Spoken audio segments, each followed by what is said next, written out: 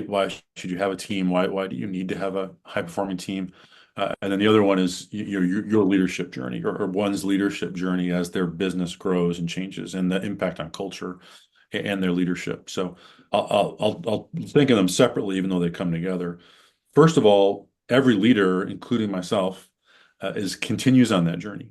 We continue to learn and develop and try new things, and hopefully we're reading, having other great experiences that we're sharing with other leaders in different organizations or out there with our friendly competitors or our customers. So continuing to learn and see what's working, what isn't working as the business landscape changes and our world changes, the environment that we play in changes. So being static, doing what you've always done, I don't believe is the key to success. So having those principles that aren't changing, having those things that are important to you and your values, that's why we talk about those so much.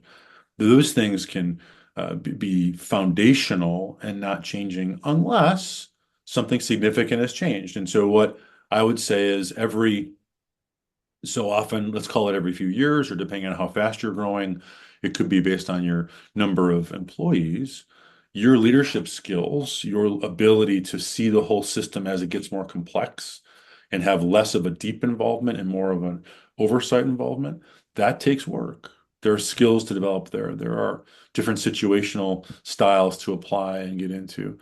And the ability for you as the leader to have that culture that was pretty clear when it was just you or a very small team of, say, 5 to 10 people. When you've got 50 people or 100 people or 1,000 people, that culture looks very different.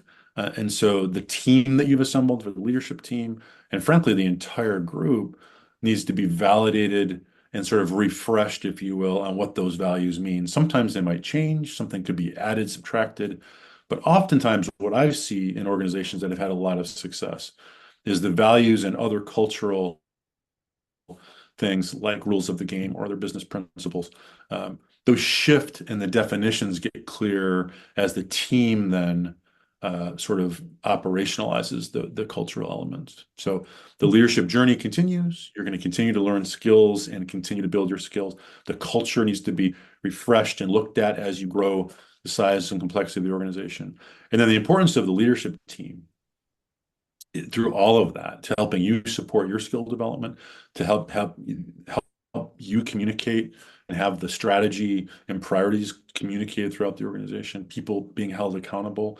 You're modeling that work with your team and then helping them do the same thing with their teams. And so everyone has a different personality, everyone has a different background. And so the fun part of the journey, I think, is the human sort of psychology and just the sociology aspects of dealing with this complex group of humans. So if you've got a 5-person team or a 10-person team, you're in a relationship now with a group that is very different than when you're the sole founder or leader of a small group.